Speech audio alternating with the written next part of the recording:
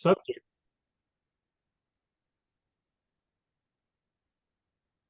the subject of dependent or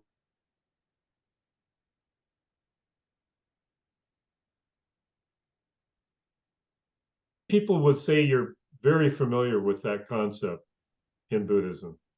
Just raise your hand so I get an idea of who I'm talking to. Okay, let's see. Okay, great. So yeah, so this is great, you guys. I'm not an expert in this at all. It's something I've actually avoided studying because it looked complicated, and I want the easy stuff, you know. And but I read a few about 6 months ago. I got really interested in this, and I read an article that said this is really the backbone of the Buddhist tradition. And if you understand dependent origination, you understand the whole thing, the whole thing about Buddhism. So I said, okay, this is worth digging into. It turned out it's both at the same time. It's not as complex as I thought, and at the same time, it's overwhelmingly complex. So that's what humans have made it, you know. But anyway, let's do some meditation. I just wanted to get an idea before we started meditating. So first thing I'd like to do is to just have you get in a comfortable meditative position and to be alert but relaxed. For most people, that's kind of a sitting position with your spine erect and your hands comfortably placed in your lap or on your knees. And you're just noticing your breath. I think all of you guys have done this before, so just noticing your breath and getting into that space of quiet meditation.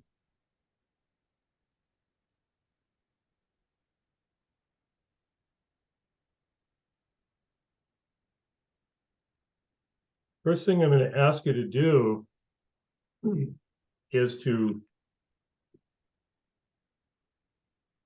pick a topic, something that has been of concern to you lately. Maybe might be a topic in the news. It could be a topic in your relationship, maybe something going on at work or at school, but something that has a little meat to it, so to speak.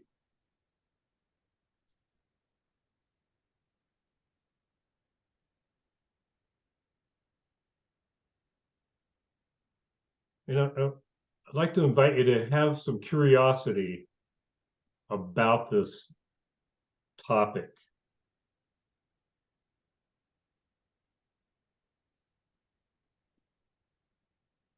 The first thing I'd like you to do is to look at any body sensation that might be involved with this topic. Where do you feel this concern in your body?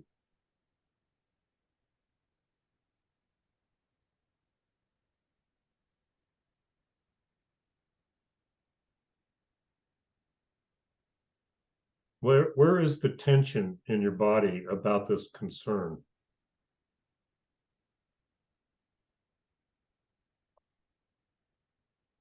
It could be in your stomach,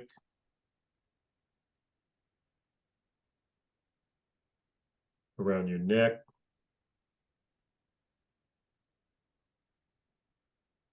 could be in your face.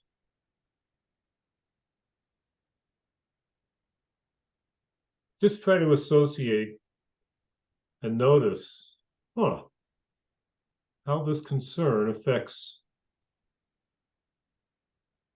different parts of my body.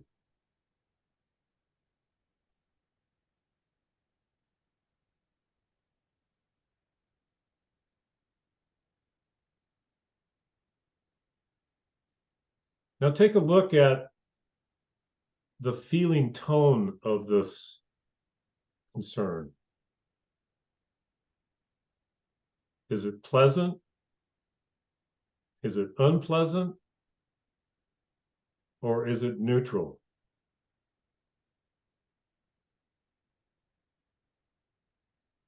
And just make a note out of it. That's all.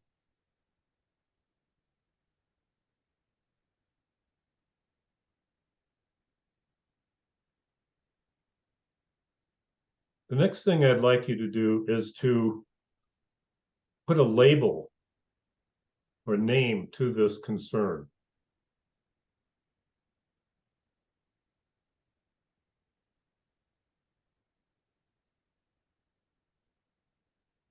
This label or name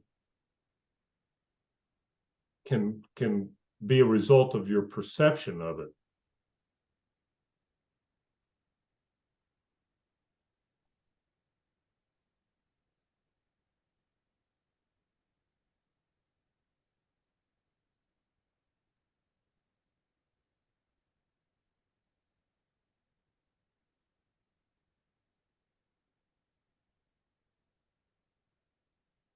Now I'd like you to note any mental formations or constructs that have to do with this. In other words, if it's something having to do with school, it might be an assignment you have to do. Might have to do with work. What is the mental or physical object that you associate with this concern?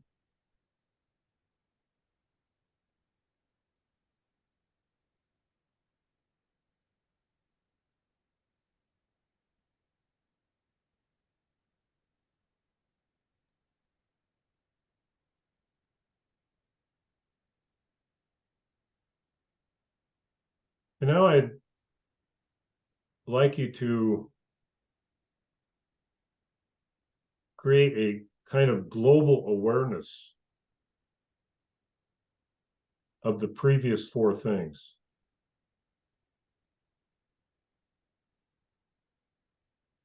Kind of like elevating yourself maybe 15 or 20 feet up into the room and looking down on what this situation or concern is as a whole. Your consciousness about it.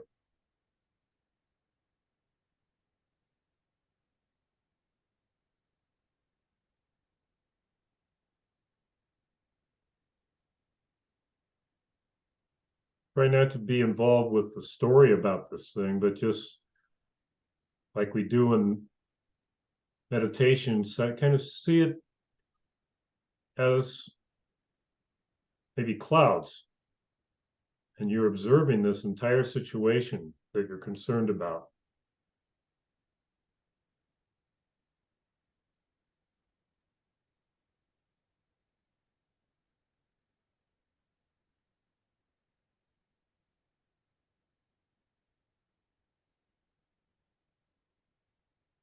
Now we're going to sit with this in silent meditation for about 6 or 8 minutes. And I'd like you to look at each one of these aspects, notice if there's any tension involved, and then consciously release the tension.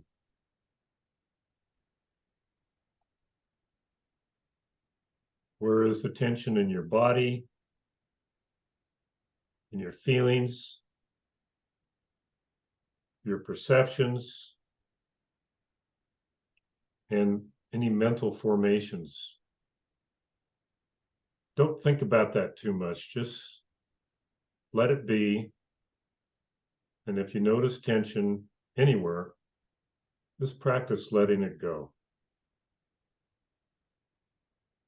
I'm going to be quiet for a while.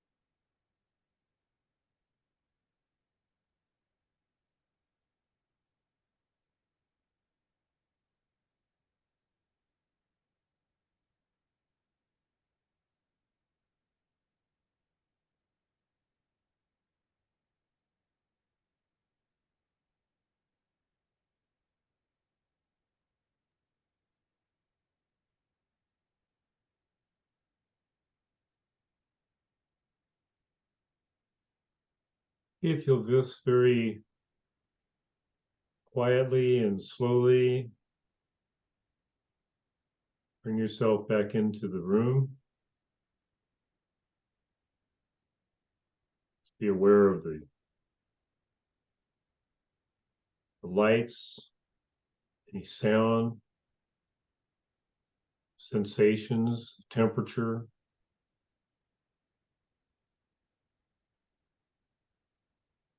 Maybe your pets.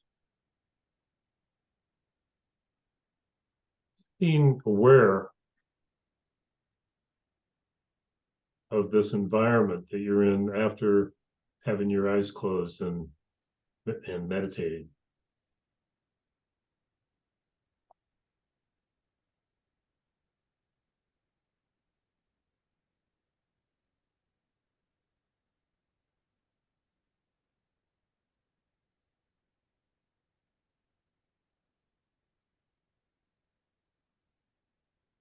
Hey, thank you, everybody, for participating in this.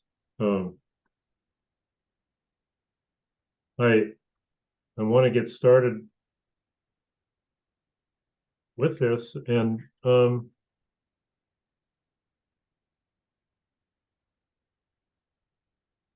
kind of compare this. This talk is not designed to be like a thorough investigation of dependent origination.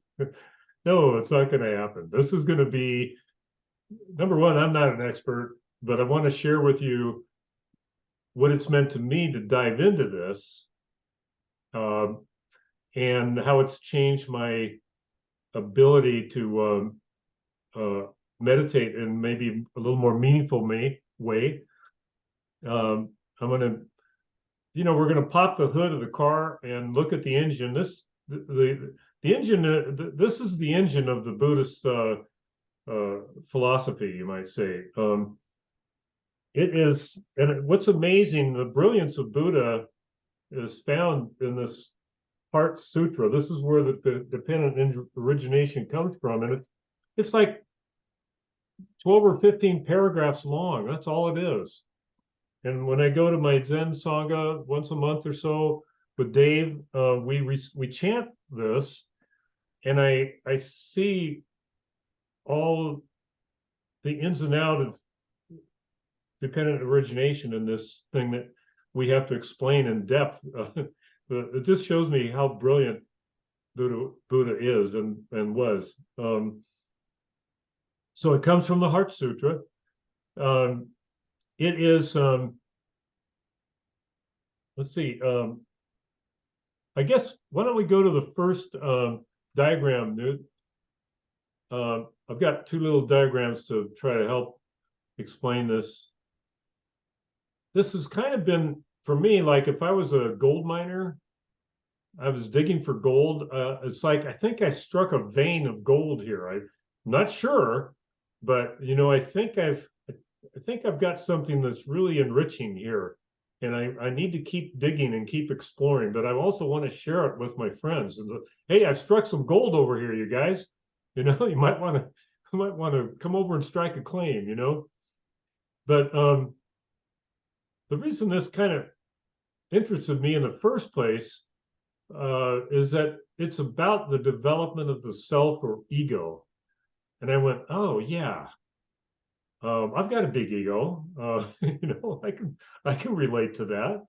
I know my ego gets me in trouble, and I'm interested. How does the self develop? And so this little diagram comes from a book called Befriending the Mind by Doug Kraft. He's a teacher, a mentor. I go to his sangha every so often on Tuesday nights. But what this is showing is, in case you haven't been able to figure it out, these are mountains, and those are trees, and this is a river, okay? And there are 12 steps to dependent origination. It's also called the 12 links of interdependent co-arising. That's what stopped me the first time when I read that's a chapter in Thich Nhat Hanh's book, and I went, that's too complicated. I know I don't want to read about that, you know. But I finally started looking into it, and so here's what happens. Here's how the self or the ego develops. It all starts at conception and birth, and you know, by when we're in the womb, we share our mother's blood, and we share sounds, and you know, senses of touch, temperature, all that kind of stuff. And we don't really have a consciousness yet, but the body sensations are being developed while we're in the womb. And when we're born in a state of ignorance.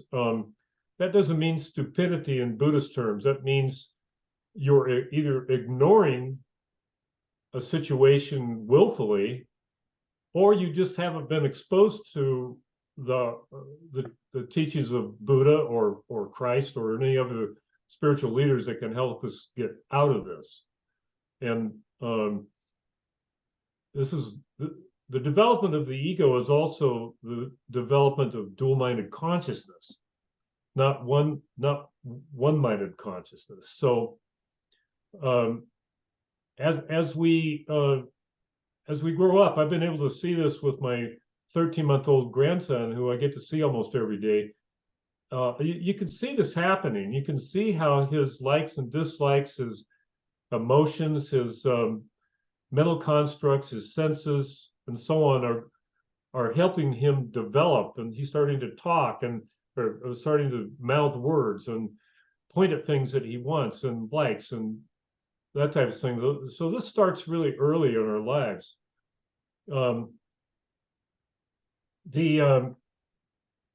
So after ignorance comes formations, and these are the volitional actions or dispositions formed due to our ignorance, and karmic accumulations. I don't have reincarnation figured out, but I understand the concept of karma.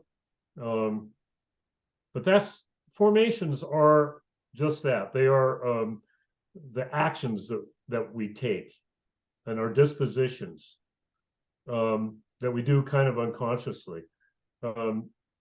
Next is consciousness, and that refers to our awareness of sensory and mental experiences influenced by our past formations.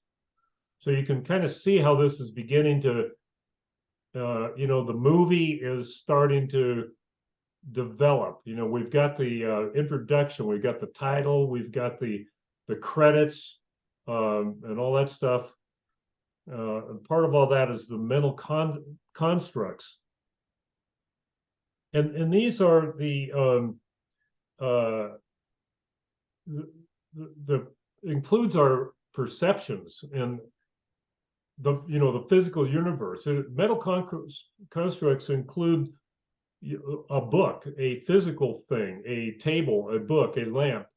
It also includes our constructs of perceptions and the things we put into our head that is like it's almost like a physical object. It's got that kind of solidity. Then we go to our six senses, and one of the things I love about Buddhism is that the mind is included as a sense. So sensory input is really important to creating things that we like and dislike. And just like the nose smells, the ears hear, the eyes see, the mind thinks. So that's what a mind does. Then we have contact, and that's the interaction between the senses and feeling tone. That's a bridge between the senses and feeling tone. And feeling tone is simply pleasant, unpleasant, or neutral. And if something's pleasant, you're going to want to do it again. And this might be a wholesome experience. By the way, all this isn't bad. Having an ego isn't bad. It's just, it can be wholesome or unwholesome. this is the process. This is the stream of consciousness, with everything that goes up to building our self. But we might want to. This is where we get into our bad habits, smoking, drugs, alcohol, maybe conditioning from our parents about how to treat one another in a relationship that was either good or bad, and that type of thing. Our reactivity, so to speak. Well, we're not in reactivity yet, but here we are in craving. And craving is the desire to do something, have a cigarette, take another drink. That's easiest for me to relate it to, because I used to smoke. So, when you want to smoke, man, you can hardly wait for the break at work so you can have a cigarette, Then clinging is the real intense version of craving. It's like when you get to this point, there's almost no turning back. It's like, I'm going to smoke. I know it's bad for me. I've tried to quit, but I don't care. I'm going to have that cigarette. It could also be in an abusive household where you have a husband that's being physically abusive to a wife, of him in the action of being abusive and knowing that he shouldn't be doing it, but doing it anyway, and then coming back and apologizing and feeling terrible about it. And that happens with our habits too, our habit energy. We have that cigarette, we go, why do we do that? Or we take that drug, or have too many drinks, and we go, oh man, and you can kind of see how all this builds up to an unconscious decision-making process. This results in a birth of action. We act out those things, and we end up in a sea of suffering. So this has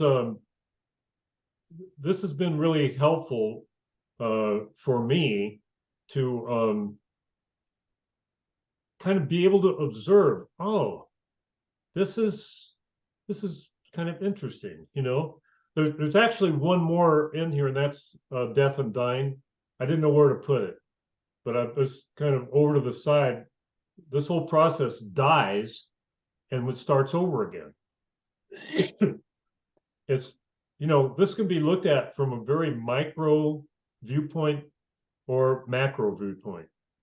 This could be our whole life, or this could be something that happens in an instant. Now you'll notice I have this guy over here under a tree, and he's got a picnic basket, and why do I have him there? Okay. He's there because he's in the Boundless Freedom Sangha, and he has gone, you know what? I've learned through meditation, I don't have to participate in this. And he, at some point here, maybe in the senses, he noticed that, oh, when I get angry, I get really uptight in my stomach.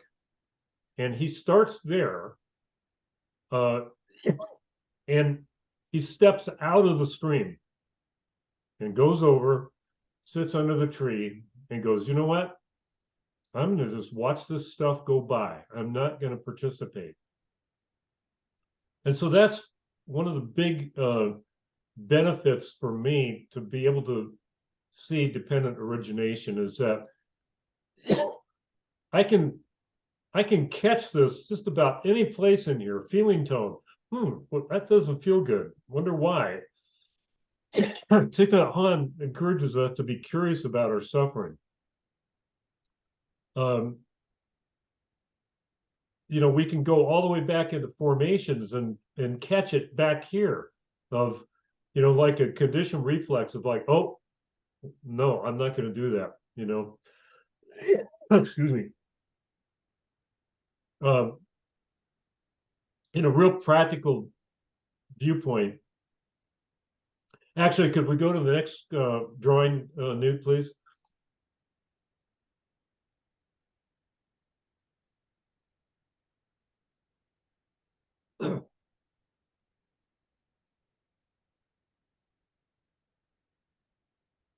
Okay, great. I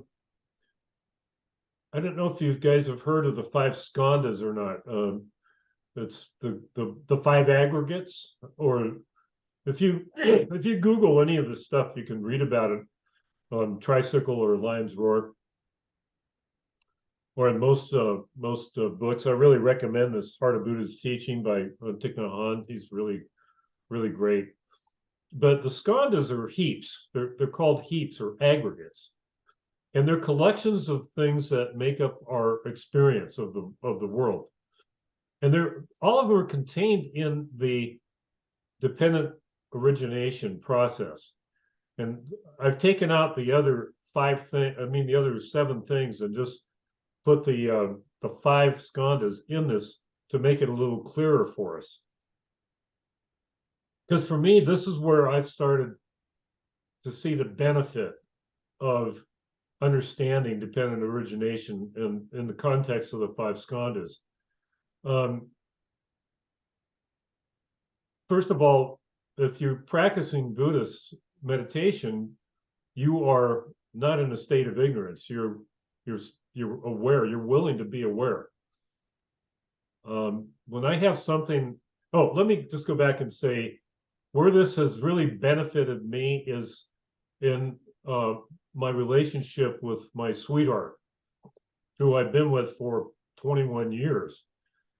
We've chosen not to get married. We tried living together. We've broken up a couple times. We've got what you call a fiery relationship, or had that. Both of us have come from two divorces, from not a great. We had a loving upbringing, but parents divorced, and they did the best they could. But sense of abandonment and controlling mothers and so on and so forth. So it was no wonder that we ended up together to work that out.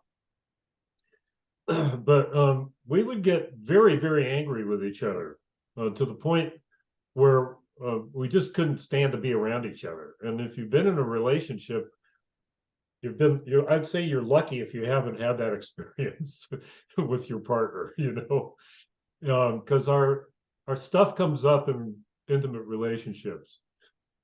So in the times that we broke up, we were dating other people, but we'd get back together, and just knowing that we had this incredible attraction for each other for some reason. And of course, we rode horses together. That was a big thing in our lifestyle.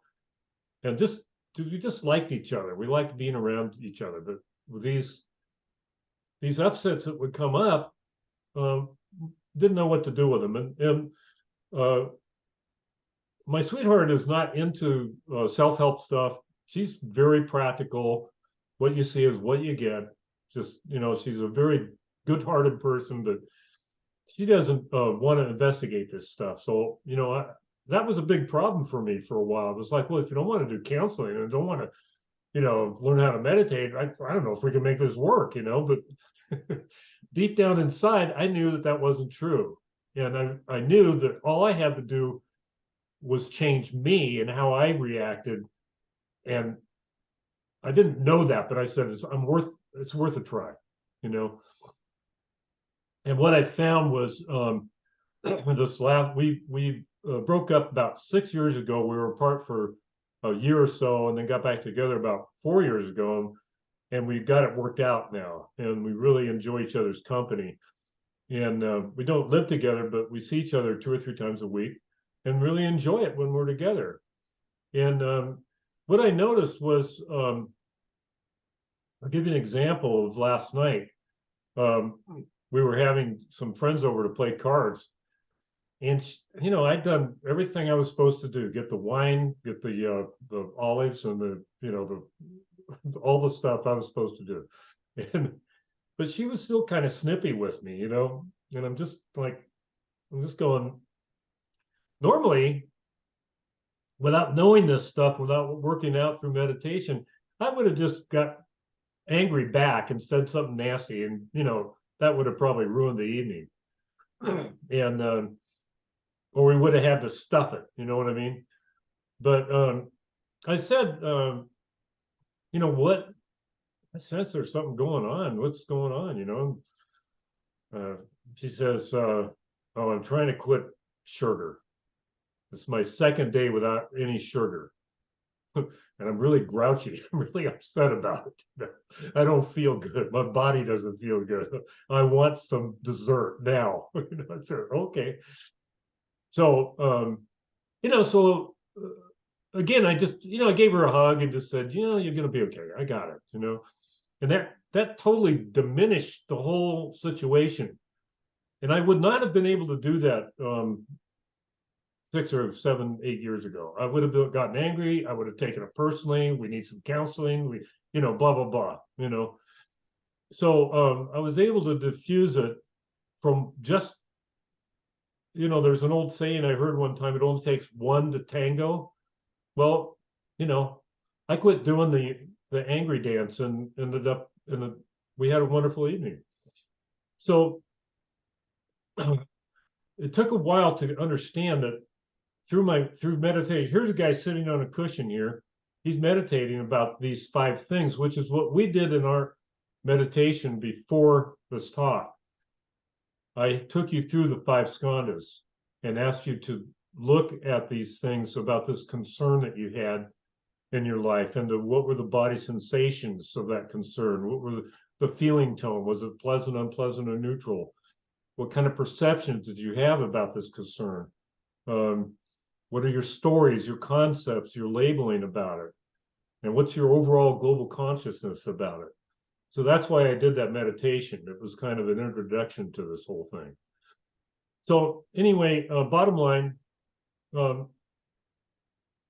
for me, understanding or beginning to understand dependent origination in the context of the 5 skandhas has given some real meaning to the second noble truth, which is to investigate our suffering. This is a toolkit for investigating our suffering. This,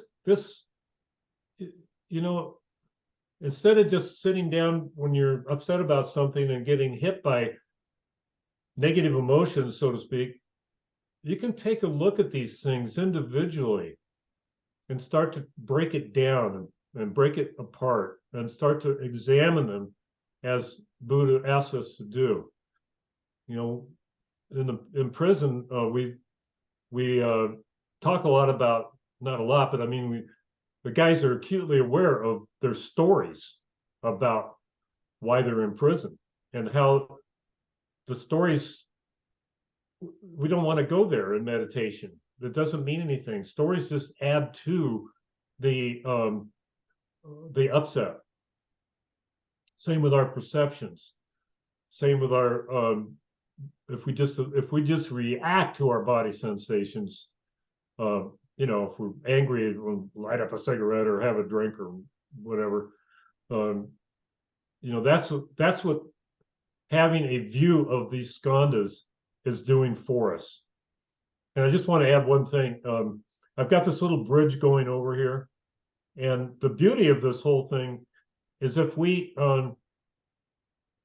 can catch it somewhere between 1 and 5 before it gets to clinging and habit energy, it'll save us a lot of work. A lot of us only catch it when we're really clinging to something. Clinging causes suffering. But if we can catch it somewhere in here, it's a little easier to relax and let go. And our meditation, this little bridge, if we go over the bridge and go to our habit energy, it's usually too late. We're going to act out. We're going to do our thing. We're going to end up down here in the sea of suffering. So anyway, that concludes my my introduction to dependent origination. And I welcome any questions, or for you folks that are more experienced than I am in the Dharma, your comments or criticisms, greatly appreciate any input anybody might have.